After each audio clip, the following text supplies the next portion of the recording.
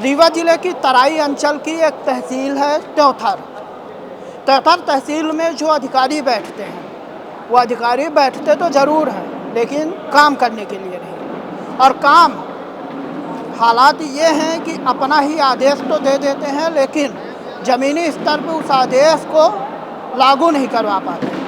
साल बीत जाते हैं, 1 साल नहीं 2 साल 3 साल बीत जाते हैं, और सोचिए आदेश हो चुका है, लेकिन बावजूद वो आदेश ज़मीनी स्तर पे दिखाई नहीं देता। ये शख्स आए हैं त्योथर तहसील से लगभग 70-80 किलोमीटर आप जन सुनवाई में रीवा कलेक्ट्रेट की आए, इसलिए क्योंकि 2024 में प्रभारी तहसीलदार थे राजेंद्र तिवारी जी। आदेश देते हैं इनकी ज़मीन में कब्जा था, स्थगन आदेश पारित हो जाता है। 2 साल बीत जाते हैं, इस दौरान कई तहसीलदार बदल गए, एसडीएम बदल गए, लेकिन जिसने कब्जा किया अभी भी कब्जा है। इनकी तरफ है कि स्थगन आदेश हो चुका है, उस व्यक्ति को हटा दिया जाए, लेकिन हटाया नहीं जा पा रहा है। क्या है पूरा मामला जान लेते हैं। क्या नाम है आपका? मेरा नाम पंचराज सिंह है। मेरे माता जी के नाम ज़मीन है बुदामा पटवारी हल्का का। कितनी ज़मीन है? 0.217 एक 54 डिसमिल है। हाँ। उसमें पहले राजेश तिवारी जी ने हमको स्थगन दिए 31/7/2024 को। उसके बावजूद वो चल रहा है, 2 साल से मेरा प्रकरण चल रहा है। बस जाते हैं, पेशी बढ़ा देते हैं वकील साहब। तो जब स्थगन का आदेश मिल गया था आपको, तो उसके बाद स्टे लग गया क्या दोबारा से? नहीं, स्टे मैंने ही लिया था अपने ज़मीन में स्टे। वो लोग कब्जा का काम कर रहे थे, मैंने स्टे लिया। हाँ। तो स्टे के बावजूद वो भी लोग काम और बंद किए हैं ना। मतलब तो स्थगन मिल गया, फिर आपको स्टे तक लेना पड़ा? नहीं, स्थगन एक ही है, वही सिख बोलते हैं। तो लोग काम नहीं बंद कर रहे हैं, जुताई बुवाई बरोबर कर रहे हैं। स्टे हो बावजूद भी न साहब आदेश कर रहे हैं उस पर, न तो कुछ उसका निराकरण कर रहे हैं। बस पेशी चल रही है, वकील जाते हैं, पेशी बढ़ा देते हैं। उसके पीछे 2 साल से मैं दौड़ रहा हूँ। नहीं, जैसे स्टे मिल गया आपको, तहसीलदार साहब ने स्टे दे दिया 31/7/2024 को। अब 2 साल बीत चुके हैं जी। तो इस दौरान उन्होंने स्टे में काम बंद रहता है? नहीं, काम चालू है। उन्होंने काम चालू किया है और जुताई बुवाई कर रहे हैं विपक्ष के लोग। और साहब के पास जाते हैं तो बोलते हैं साहब जिस दिन आदेश होगा उस दिन होगा। 2 साल से कुछ मेरा आदेश कुछ नहीं हुआ। अच्छा, आपकी ज़मीन आपको अभी तक नहीं मिल पाई है। लेकिन वो लोग काम धड़ल्ले से हाँ, जुताई कर रहे हैं, और एक लोग जुताई बुवाई कर रहे हैं, आसाराम राम मिश्रा जी और शारदा प्रसाद पाल जी उसमें घर बना रहे हैं। काम लोग कब्जा जी सर। सोचिए, आदेश था, मेरा पत्थर उखाड़ के आदेश था स्थगन का, मतलब स्टे, मतलब उसमें एक ईंट पत्थर एक कंकड़ तक नहीं लग सकता था, लेकिन बावजूद इसके जुताई बुवाई धड़ल्ले से काम चल रहा है और ये स्टे लिए घूम रहे हैं 2 सालों से जी।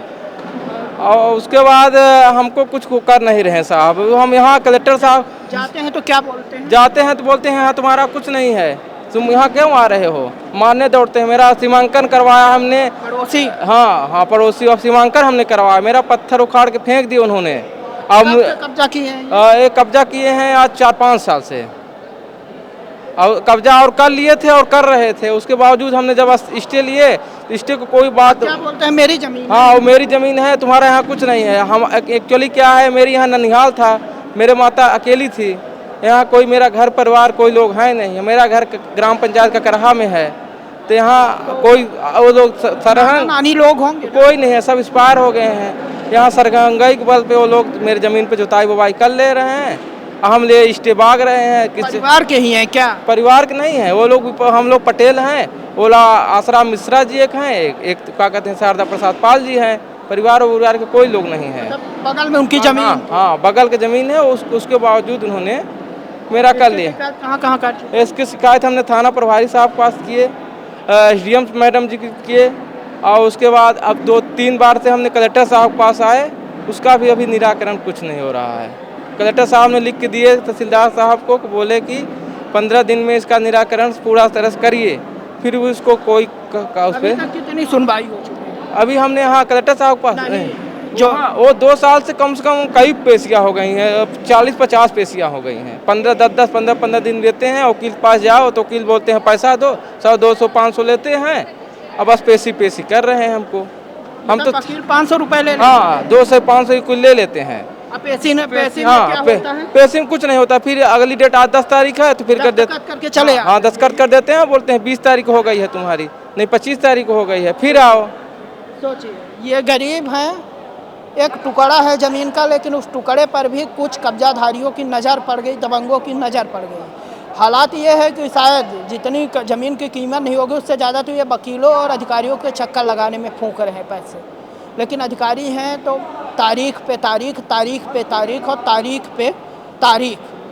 ये तारीख इसलिए दी जाती है क्योंकि काम ना करना पड़े, ये तारीख इसलिए दी जाती है कि आम जनता घूमती रहे, और ये तारीख इसलिए दी जाती है कि इन जैसे गरीब अपना सब कुछ बेच करके वकीलों को पैसे भरते रहे, अधिकारियों को पैसे भरते रहे।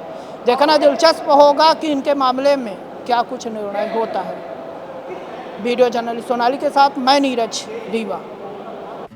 श्रवण कुमारी senior secondary school Chirhula Rewa, जहां इस समय चालू है फ्री एडमिशन। जल्दी आएं और अपने बच्चों के बेहतर भविष्य के लिए एडमिशन करवाएं। नर्सरी से 12वीं तक